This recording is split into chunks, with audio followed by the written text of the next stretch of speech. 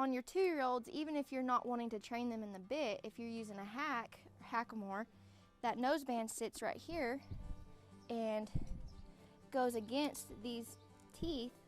Well, those are those very first molars, and if they're that sharp against their cheek, even your contact from your hackamore or your bow saw is going to cause irritation and problems. And then also in the mouth, that's just the top teeth. The bottom teeth have sharp points along their tongue, and I'll show you those right quick.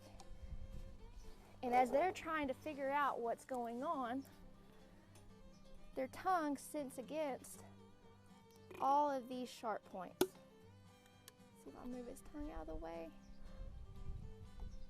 So his tongue sits there and rubs against all those sharp points, and if by floating, we can go reduce that sharpness and balance the mouth and make things more comfortable for these young horses.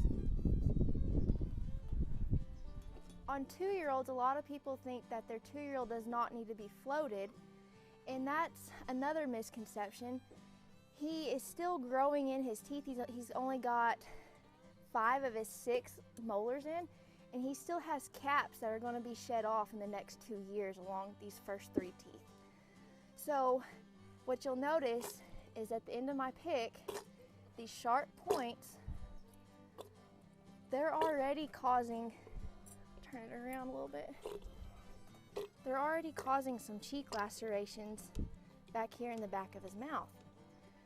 So you can imagine starting a 2-year-old and 2-year-olds having sharp points and having this major uncomfort while you're trying to train them and put a bit in their mouth. They're naturally wanting to fight their head because they don't know what's going on and why it's sharp. So if you can keep your 2-year-olds or get them floated before starting or as you start them, you can guarantee that their mouth isn't what they're going to fight while you're trying to get them trained. There's a major misconception in a lot of horses about canines and wolf teeth. Wolf teeth are in every horse, male and female. Canines are generally just in male horses. And the canine will sit right here, and they come in at 4 to 4.5 years old. So because he's 2, his are nowhere close.